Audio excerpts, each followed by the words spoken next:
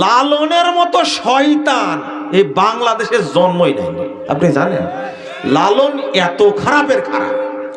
ভাবেন, এ তো বলছে চোরও আল্লাহ আর পুলিশও আল্লাহ, সাপও আল্লাহ, ওজাও কি আল্লাহ, এ তো বলছে। আর এই হারামখোর লালন সেটাও স্বীকার করেন। আপনি কি জানেন রাম রহিম তার কাছে কি একই? কিছু না মানে একই। এত বড় খারাপ কথা বলেছে। লালনের বই কার কার কাছে আছে? যারা আজকে কথা বলছে লালন নিয়ে, তাদের কাছে কোনো ডকুমেন্টস নাই। বেকুব, লালন নিয়ে কথা বলতে হলে মুজাফফরের সাথে দেখা করো। কয়টা বই লাগবে তোমার? চলো, লালনের উপরে গবেষণা করেছো? লালনের উপর গবেষণা করেছো না করে কথা বলছে কেন? লালনের ব্যাপারে পজিটিভ কথা বললে তোমাকে মুরতাদ হয়ে মরতে হবে, মনে রেখো। পজিটিভ বলার কোনো সুযোগ নাই। লালন ছিল একটা লুচ্চা। এই লতা কাকে বলে? কোন মুসলিম মহিলার নাম যেন লতা না থাকে বলে দিলাম। লতার ব্যাখ্যা কোনোদিন পড়েছেন আপনারা? এই নোংরা আলোচনা আমি কোনোদিন করতে চাই না। মাঝে মাঝে বিরক্ত করলে তখন করি। লতা ভাষাটা খারাপ ভাষা, নাউজুবিল্লাহ। ওর লতা পরিভাষাটা হলো লালনের পরিভাষা। এটা বলেই দিই, মাফ করে ওনাকে।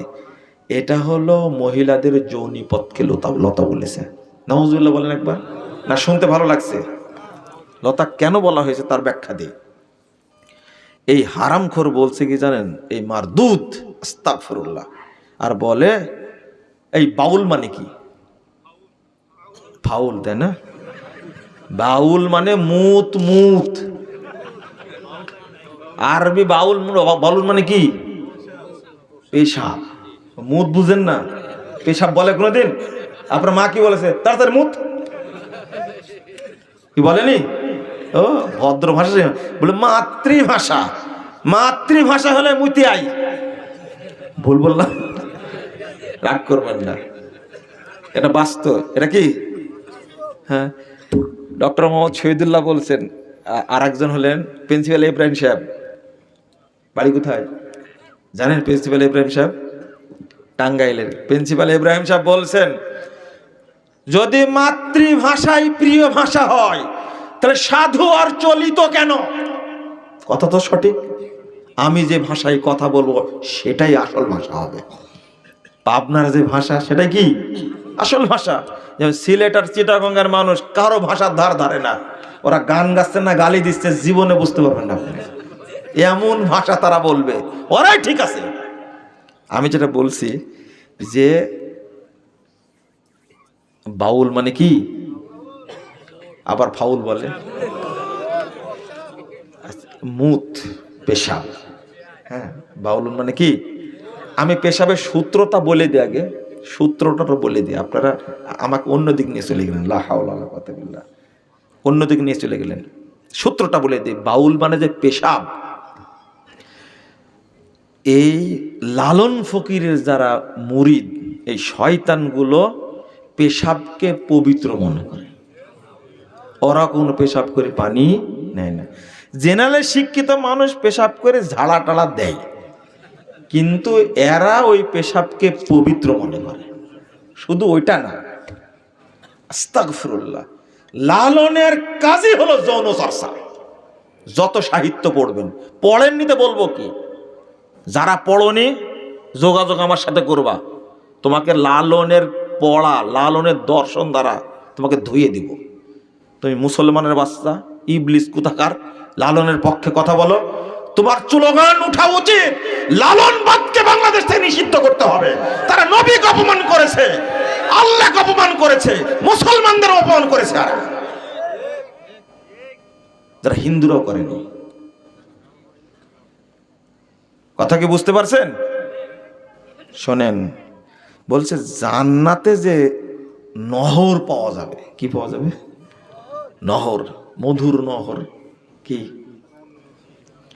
লালন বলতে বলতে গেছে যে পৃথিবী যে মহিলাদের লতা থেকে যে স্রাব বের হয় আর মাসিকের রক্ত বের হয়, এইগুলোই হবে জান্নাতে নহরের পানি, মধুর নহর, দুধের নহর।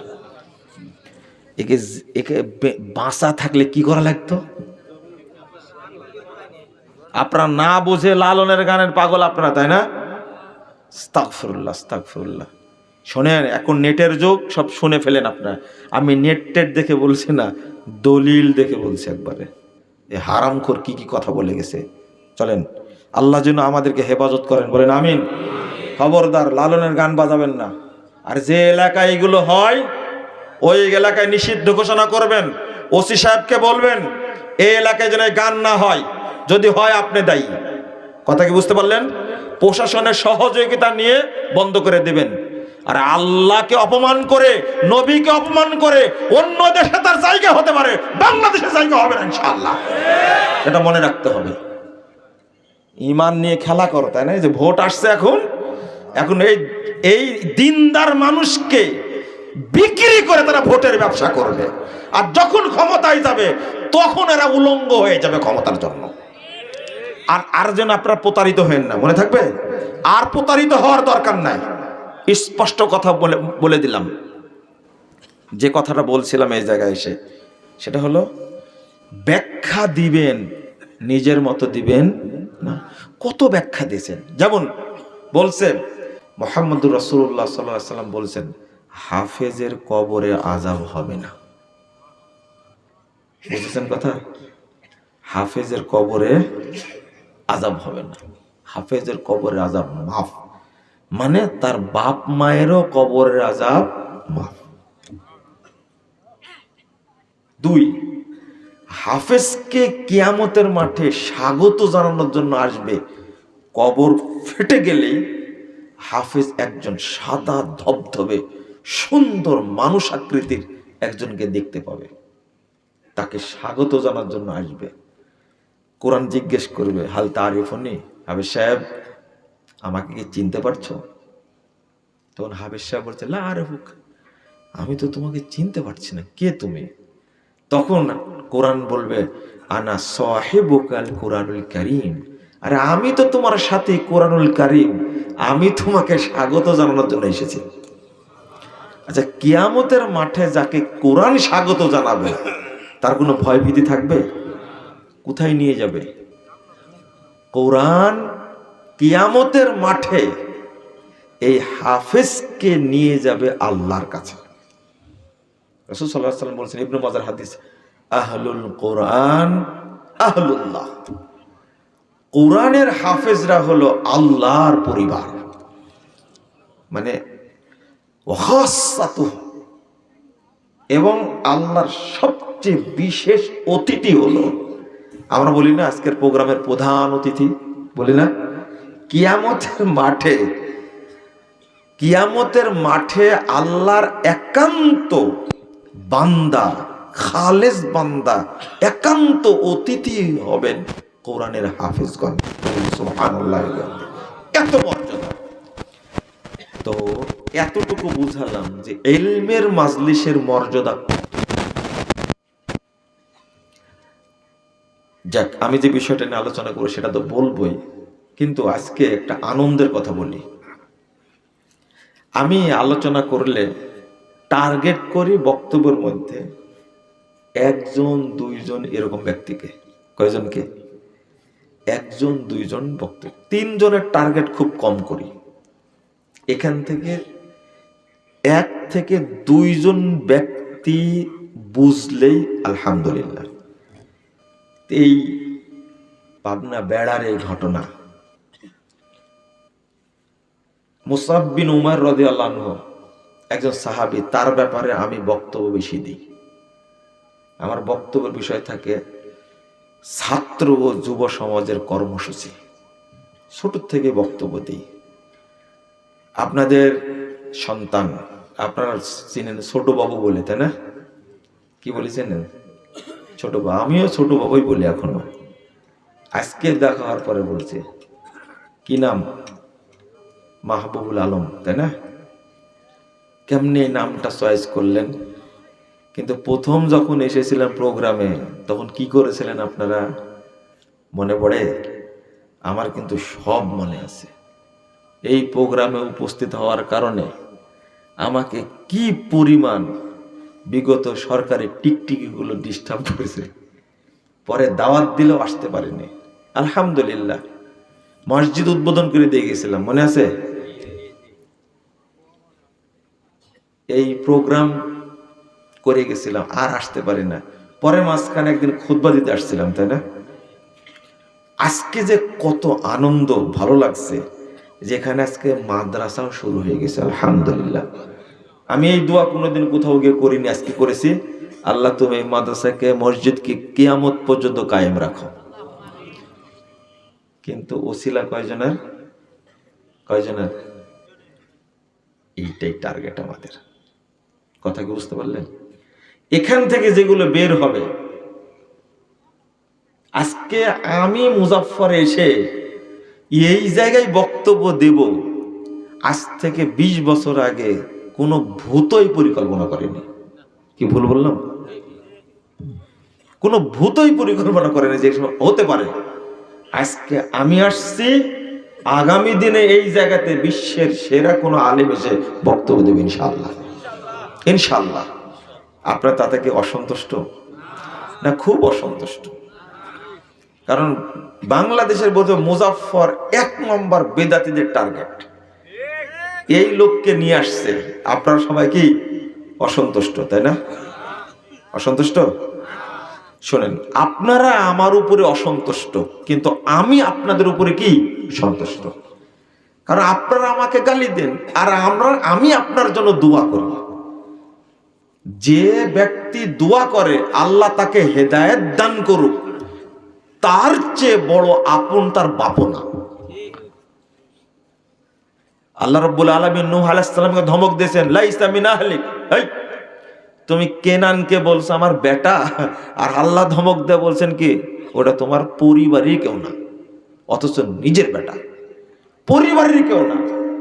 তাহলে দিনী ভাই যে আপনার জন্য দোয়া করে, সে সবচেয়ে নিকটের না আপনার বাপ সবচেয়ে নিকটের?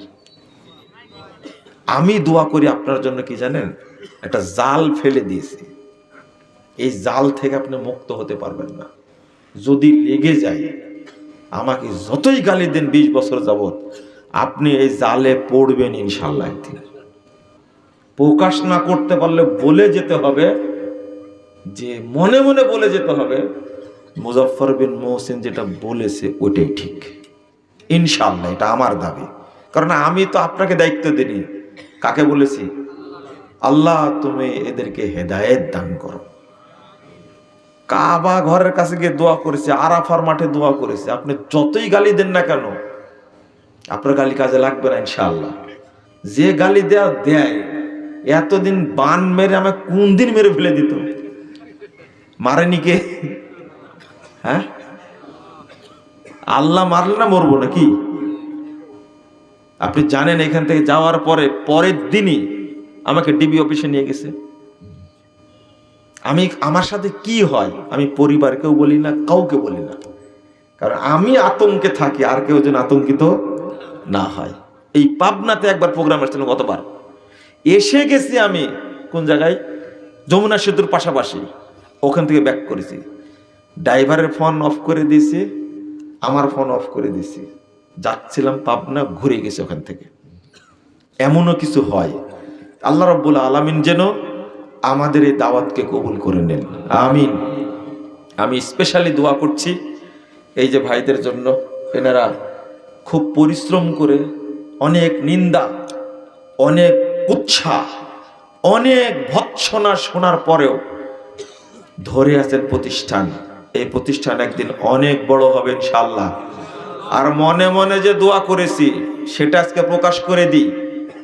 আমি বলি যে প্রত্যেক বিভাগে, প্রত্যেক জেলায় একটা করে যে মুসাব বিন উমাইর তৈরি হয়, তাহলে বাংলাদেশে মদিনার ইসলাম প্রতিষ্ঠা করতে বেশি সময় লাগবে না ইনশাআল্লাহ। আল্লাহ তুমি এই ছোট বাবুকে মুসাব বিন উমাইর হিসাবে কবুল করে নাও, বলেন আমিন, বলেন। আল্লাহ তুমি তাকে এত সম্পদ দাও যে বাংলাদেশের বুকে শ্রেষ্ঠ একটা প্রতিষ্ঠান যেন এখানে করে যেতে পারে, বলেন আমিন। অন্তর থেকে বললেন? মনে হয় না। এতটুকু করে ঠেলা সামলাতে পারছেন না। আর যত বড় দোয়া করলাম, কত বড় দোয়া করেছি, বাংলাদেশের শ্রেষ্ঠ প্রতিষ্ঠান যেন এখানে হয়। বলেন আমিন, বলেন। মনে হচ্ছে একবারে জিবার টেনে বের করতে হচ্ছে। আপনাকে শুধু বলেছি আমিন বলেন। করবেন কে? আমিও করব না, মাহবুব ভাইও করবে না, কেউ করবে না। আল্লাহ যার কাছ থেকে খেদমত দেবেন তার কাছ থেকে কবুল হবে ইনশাআল্লাহ। আল্লাহ তুমি কবুল করো, আমিন। ওই ভাইয়েরা দাঁড়ায় আছেন, আমার প্রতি অসন্তুষ্ট। আপনারা একটু সাইডে বসেন, অনুরোধ করে বলছি বসেন। আমি আগে হাদিসটা শুনে দিনই বসার, শুনেছি তো, শুধু আজকের জন্য একটু বসেন, বেশি টাইম নিব না আপনাদের। এরপরে 11টার পরে নিয়ে আসছেন আমাকে, তাই না? আমি কিন্তু এখানে 9:33 আসছি, কিন্তু 9টা না 37-38 আসছে এই জায়গাতে। আমাকে এতক্ষণ পরে তুলেছে, আপনার মন খারাপ করবেন না কিন্তু। আমি একটা ছোট্ট এবং সূক্ষ্ম বিষয় আলোচনা করব, কারণ মানুষ দেখে আমার আলোচনা চেঞ্জ হয়। এটা কি জানেন? সবাইকে তাজা দেখছি, আর 50-55 বছর বয়সের বেশি বয়স খুব কম আছে। আপনার বয়স কত হয়েছে? 60। দাঁড়িয়ে একটু আমার মতো কি হয়ে গেছে, মেহেদি দিয়েছে। আমি বলছি যে অধিকাংশ যুবক মানুষ, তাই না? তাই না? এই এই আলোচনাটা বুঝবেন আপনি যেখান থেকে আসেন না কেন। আল্লাহ যেন কবুল করেন, আমিন। এত সুন্দর লাগছে। সেদিন লোক পেয়েছিলাম কয়জন মাহবুব ভাই? চলে গেছে নাই, তাই না? কয়জন পেয়েছিলাম সেদিনে যে আলোচনা করলো? ওই সাইডে ছিল, তাই না? এখানে কেউ নাই মনে হয়, ওখানকার ওই দিনের লোক আছেন নাকি? মাশাআল্লাহ, আল্লাহ আপনাদের আরো হায়াত দিক, নেক হায়াত দিক, আমিন। আল্লাহ রাব্বুল আলামিন বলেছেন, ওয়ালা ইয়াতুনাকা বিমাসালিন ইল্লা জিনাকা বিল হক। 33 নম্বর আয়াত সূরা ফুরকান। তারা তোমার কাছে যে বিষয় নিয়ে আসে, জানতে আসে, ইল্লা জিনাকা বিল হক, আমরা তোমাকে ওহী দ্বারা, হক দ্বারা তার ফয়সালা দিই। কে বলছেন? আল্লাহ। মানুষরা প্রশ্ন করতে আসে না, তখন আল্লাহ নিজেই বলছেন আমি ফয়সালা দিই হক দ্বারা, ওহী দ্বারা। ওয়া আহসানা তাফসীরা, আর এর উত্তম ব্যাখ্যা কি হবে? উত্তম না, আপনারা একটা ইংরেজিতে বলে সুপারলেটিভ ডিগ্রি কি বলেন, বলেন না, একটা সর্বোচ্চ। এর বাংলা শব্দ হলো উন্নততর। হ্যাঁ, গুড, তারপরে কি বলেন? বেটার, তারপরে কি? এটা কি বলেন? বেস্ট কি? এই তো আল্লাহ বলছেন ওয়া আহসানা তাফসীরা। আর এই আয়াতটার, এই বিধানটার সর্বোত্তম তাফসীর কি হবে সেইটাও আমি বলে দিই। তো বলেন তো, কোরআন এবং হাদিসের সর্বশ্রেষ্ঠ ব্যাখ্যাদাতা কে? আল্লাহ। মনে থাকবে? মনে থাকবে? আল্লাহ বলছেন ফাইদা করানাহু ফাত্তাবি কুরআনা সুম্মা ইন্না আলাইনা বায়ানা। আল্লাহ বলছেন আমরা যখন তেলাওয়াত করি তখন আপনি শুধু অনুসরণ করেন, তাড়াহুড়া করবেন না। ওয়ালা তুহাররিক বিলিসানিক, তাড়াহুড়া করার দরকার নাই। কে বলছেন? আমরা তেলাওয়াত যখন করি, এখানে ছোট্ট এলেম আছে, ছোট্ট একটা এলেম আছে, পরে বলছি। আমরা যখন তেলাওয়াত করি আপনি শুধু অনুসরণ করেন, তাড়াহুড়া করবেন না। সুম্মা ইন্না আলাইনা বায়ানা, আমার উপরেই দায়িত্ব হলো এর ব্যাখ্যাটা বলে দেওয়া। এবার বলেন তো, কোরআনের মূল ব্যাখ্যাদাতা কে? আল্লাহ। হয়েছে? বুঝেছেন কি? কোরআনের ব্যাখ্যা কে দিয়েছেন? আল্লাহ। এই যে বললাম একটা কথা, ছোট্ট কথা, ফাইদা করানাহু ফাত্তাবি কুরআনা, আমরা যখন তেলাওয়াত করব। আচ্ছা বলেন তো, মানে মুহাম্মদ সাল্লাল্লাহু আলাইহি সাল্লামের কাছে কোরআন তেলাওয়াত করতেন কে? আল্লাহ। কে? জিব্রিল তেলাওয়াত করছেন, কিন্তু অর্থটা কি? আমরা যখন তেলাওয়াত করি কেমন হয়ে গেল না? আল্লাহ কি কখনো মোহাম্মদ সাল্লাল্লাহু আলাইহি সাল্লামের কাছে তেলাওয়াত করেছেন? কে করেছেন? জিব্রিল। কিন্তু বলছেন কি? ফাইদা করানাহু ফাত্তাবি কুরআন। এটা একটা বড় ইলম, কিন্তু অনেক বড় ইলম এটা। তাহলে আল্লাহর পক্ষ থেকে তেলাওয়াত করেন কে? জিব্রিল। তাই আল্লাহ বলছেন আমরা তেলাওয়াত যখন করি, এইটা যদি বুঝেন সব বিষয় বুঝে নেবেন আপনি। তাই তো তেলাওয়াত করতেন জিব্রিল, অথচ অনুবাদ কি? আমরা যখন কি করি? তেলাওয়াত করছি। তাহলে উদ্দেশ্য এখানে কে? তেলাওয়াত কি আল্লাহ করেন? কে? জিব্রিল। কিন্তু কার পক্ষ থেকে? আল্লাহ। আচ্ছা, আমি যে বিষয়টা এখন বলবো, কোরআন এবং হাদিসের ব্যাখ্যা আপনি নিজের মতো করতে পারবেন না। এটা হারাম, এটা কুফুরি। এটা হারাম, এটা কি? কুফুরি। যেমন এখান থেকে শুরু করে দিই। ইয়াদুল্লাহি ফাওকা আইদিহিম, তাদের হাতের উপরে আল্লাহর হাত ছিল। তাদের হাতের উপরে আল্লাহর হাত ছিল। একজন পীর সাহেব বলছে কি জানে? দেখেন সুন্দর কথা, এখন হাতে হাতে বায়াত হবে, এই হাতের উপরে আল্লাহর হাত আছে। বুঝেন না কথা? এই হাতের উপরে কার হাত আছে? এই হাতের উপরে আল্লাহর হাত আছে, এই বলাটা কত বড় কুফরি বলেন তো দেখি। অথচ আচ্ছা, যখন রাসূল সাল্লাল্লাহু আলাইহি সাল্লাম বায়াত নেন সাহাবীদের, ইয়াদুল্লাহি ফাওকা আইদিহিম, যখন রাসূল মুহাম্মদ সাল্লাল্লাহু আলাইহি সাল্লাম স্বয়ং বায়াত নিচ্ছেন, তখন অনুবাদ কিন্তু এটাই, তাদের হাতের উপরে কার হাত আছে?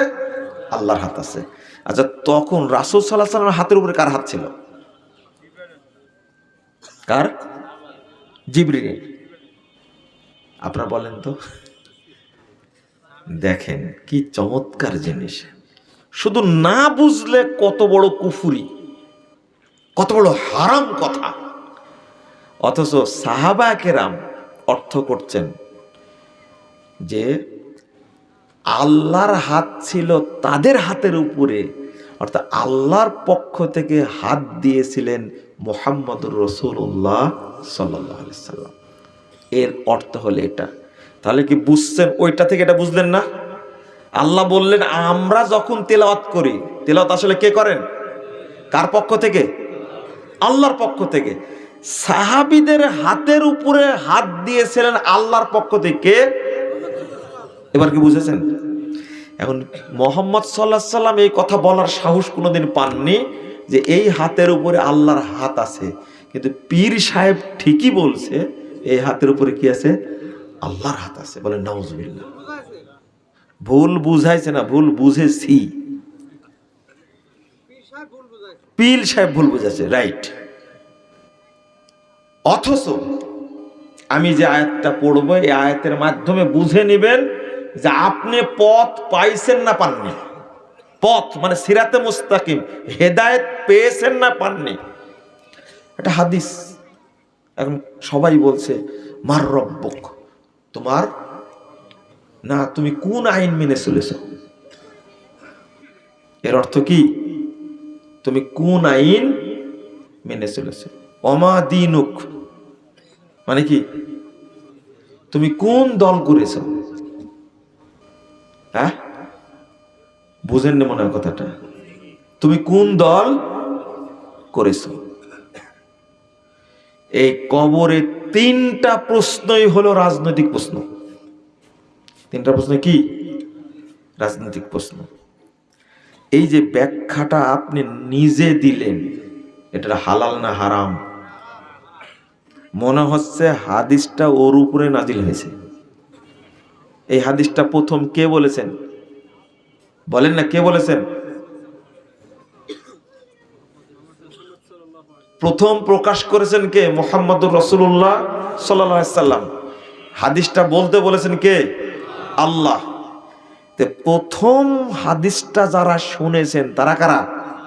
সাহাবীরা, তাই না? তা আপনি তাদের কাছ থেকে ব্যাখ্যা নিলেন না কেন? নিজে ব্যাখ্যা দিতে গেলেন কেন?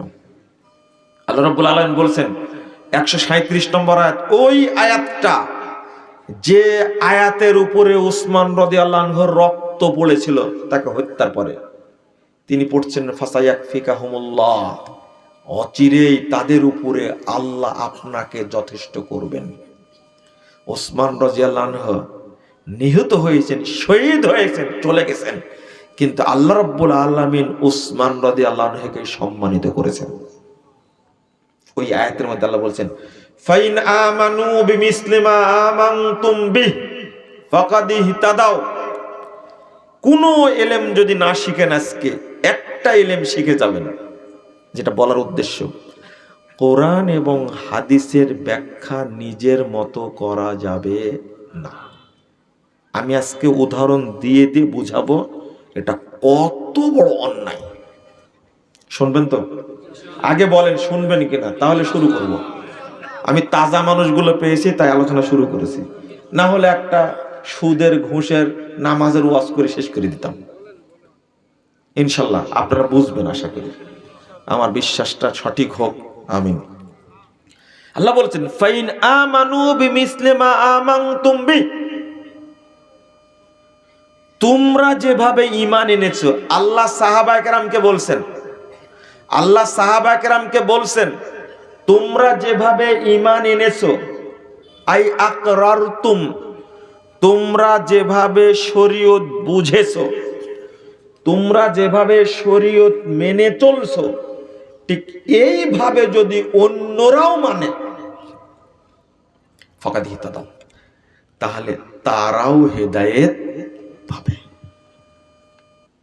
ওয়াইন তাওয়াল্লাও, যদি এই শর্ত তারা মেনে না নেয়, ফাইন্নামা হুম ফি শিকাক, তাহলে তারা গুমরাহির মধ্যেই থাকবে, বিভক্তির মধ্যেই থাকবে, তারা পথভ্রষ্টই থাকবে, কখনো পথ পাবে না। তাহলে শর্ত করে দিয়েছেন এমন একটা আয়াত, যে আয়াতের মধ্যে দুইবার শর্ত এবং মাশরুত শব্দ উল্লেখ করেছেন। যখন কোনো বাক্যে দুইটা শর্ত উল্লেখ করা হয় তখন বাক্যটা সবচেয়ে শক্তিশালী হয়। ফাইন আমানু বিমিসলি মা আমানতুম বি ফাকাদ ইহতাদাও। আবার বলছেন ওয়াইন তাওয়াল্লাও ফাইন্নামা হুম ফি শিকাক। জটিল ব্যাপার বাক্য। শর্ত হলো তারা যদি তোমাদের মতো করে বুঝে, তারা যদি তোমাদের মতো করে শরীয়ত মেনে চলে, ফাকাদ ইহতাদাও, তাহলে হেদায়েত পাবে। আর যদি তোমাদের মতো করে না মানে, না বুঝে, তাহলে তারা কি থাকবে? হেদায়েত পাবে না। এটা বলছেন না, বলছেন যে তারা গুমরাহির মধ্যেই থাকবে। নাউজুবিল্লাহ, ওরা পথই পাবে না। হেদায়েতের প্রথম শর্ত হলো আপনাকে মেনে নিতে হবে আল্লাহ রসুল, সাহাবায়ে কেরাম, তাবেঈন ইজম যেভাবে বুঝেছেন শরীয়ত, আমাকে ওইভাবেই বুঝতে হবে, ওইভাবেই মানতে হবে। এবার আপনারা এই লোডটা নিতে পারবেন কিনা জানি না, তবে লোড নিতে হবে আপনাকে। কোনো শর্ত চলবে না। রাসূল সাল্লাল্লাহু আলাইহি ওয়াসাল্লাম বলছেন 223 নম্বর হাদিস সহিহ মুসলিম, আল কুরআনু হুজ্জাতুল লাক আও আলাইক, এই কোরআন তোমার পক্ষে দলিল হবে অথবা কোরআন তোমার বিপক্ষে দলিল হবে। আল্লাহ একদিকে বলে দিলেন, ব্যাখ্যা কে দিবেন? আমি নিজে ব্যাখ্যা করতে যাব কেন? আর আপনার এতই দরকার ব্যাখ্যা করার, বলেন তো আপনি কি আরো 1000 বছর বয়স দিলে সাহাবীদের মতো মর্যাদা পাবেন? আপনি পাবেন? সম্ভাবনা আছে? আবু বকরের মতো, ওমরের মতো, একজন সাহাবীর মতো মর্যাদা আপনি পাবেন? আপনাকে 5000 বয়স দেওয়া হলো, 5000 বছর ইবাদত করলেন, পাবেন? কোনোদিন পাবেন না। তারা যদি আল্লাহর ব্যাখ্যা মেনে এত মর্যাদার অধিকারী হতে পারে, তা আপনি কেন সেই ব্যাখ্যা মেনে ওই মর্যাদার অধিকারী হতে পারবেন না? মুসলিম আছে আমাদের দেশে, কিন্তু কি নাই?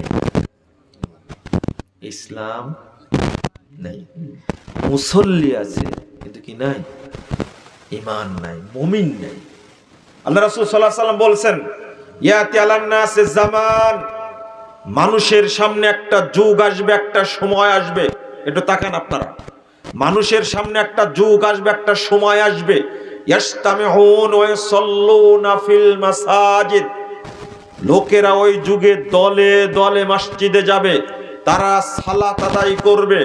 প্রত্যেক মাসাজিদ, প্রতিটি মসজিদ মুসল্লি দ্বারা ভর্তি থাকবে, কোনো মসজিদ ফাঁকা থাকবে না, সব মসজিদ ভর্তি থাকবে মুসল্লি দ্বারা। ওয়ালাইসা ফীহিম মুমিন, কিন্তু কোন মসজিদে একজন ঈমানদার পাওয়া যাবে না। সাহাবীরা যদি এই হাদিস পড়ে তারা ভয় পান, মনে হয় এই যুগটা হলো আমাদের যুগে, মুসল্লি আছে কিন্তু কি নাই? মুমিন নাই। তাবেঈরা যদি বলেন যে মনে হয় এই যুগটা আমাদের যুগ, তাবেঈরা যদি বলেন এই যুগটাই তো আমাদের যুগ, আজকে মুসল্লি আছে কিন্তু কি নাই? ১৫০০ বছর পরে আজকে কি আমাদের মনে হয় যে আমাদের মধ্যে ঈমানদার কেউ আছে? তাহলে তারা কি? তারা কি? ঈমানদার নাই, তাহলে কি? মুসল্লি আছে। ডাক্তার জাকির নায়েক বলেছিলেন, কথা সত্য, যে মুসলমান আছে কিন্তু তাদের মধ্যে ইসলাম নেই। এত চমৎকার কথা। মুসলমান আছে, তাদের মধ্যে কি নাই? নামধারী মুসলমান। প্রতিটি ক্ষেত্রেই আপনি বুঝবেন, মনে হচ্ছে যে তাদের চেয়ে বেশি বুঝে আপনি তাদের চেয়ে বড় বেশি মর্যাদা অধিকারী হবেন। প্রশ্ন আসে না। শুরুতেই ভুলটা করেছি, প্রতিটি ক্ষেত্রেই ভুল করেছি। ঈমানের ক্ষেত্রে ভুল করেছি। মামান আলী ঈমান, উত্তর দেন। ঈমান মানে কি বলেন? জোরে বলেন।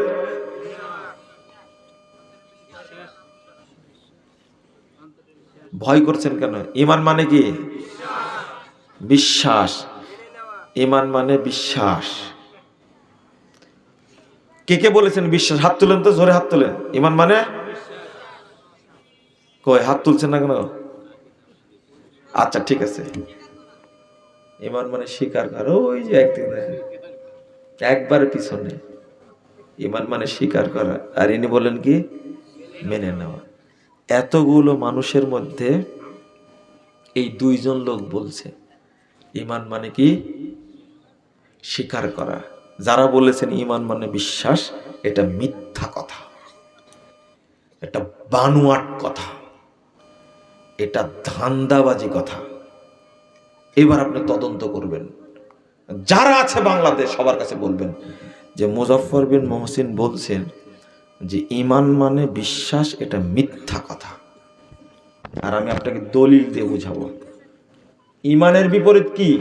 কুফর। কি? কুফর মানে কি? এবার বলেন। অস্বীকার করা। তাহলে ঈমান মানে কি হবে? এই তো ধরা খেয়ে গেলেন। রাতের বিপরীতটা কি? রাতের বিপরীতটা কি? না অন্ধকার? ভালো করে বলেন। রাতের বিপরীতটা কি? অন্ধকার। হ্যাঁ, রাতের বিপরীতটা কি? দিন। দিনের বিপরীত কি? না আলো। এই ঘটনায় যে ঘটলো আজকে, কুফর। কুফুরের বিপরীতটা কি? ঈমান। তাহলে কুফুর মানে যদি অস্বীকার হয়, ঈমান মানে কি হবে? এই তো ধরাটা খাইলেন। কি ধরাটা খাইলেন আপনারা? এক, আমি হাদিস দিয়ে বলছি, আপনি টেনশন করেন না। রাসূল সাল্লাল্লাহু আলাইহি ওয়াসাল্লাম পাঠাচ্ছিলেন মুআজকে। আপনি বলবেন যে এটাও কি কেমনে ভুল হইল বলেন তো? ওই যে এই উপমহাদেশে মাতৃদি মতবাদ আছে প্রচলিত, মাতৃদের বিশ্বাস হলো বিশ্বাস করলে হয়ে যায়, স্বীকৃতি প্রয়োজন হয় না, কাজে বাস্তবায়ন করার দরকার হয় না। শুধু বিশ্বাস করেছি, ঈমান নেওয়া হয়ে গেছে, কাজ করারও দরকার নাই, নামাজ পড়ারও দরকার নাই। পানির তলে মোম জ্বালাইছে বাবাই দেখো না, আমার বাবার মুরিদ হলে নামাজ লাগে না। কেন নামাজ পড়ছেন? বিশ্বাস তো করেছে, নামাজ তো দরকার নাই। পানির তলে মোম জ্বালাইছে বাবাই দেখো না, আমার বাবার মুরিদ হলে সিয়াম রোজা লাগে না। কি সুন্দর গান বানাইছে, ও তো বিশ্বাস করেছে রোজা আছে, শেষ, ফাইনাল।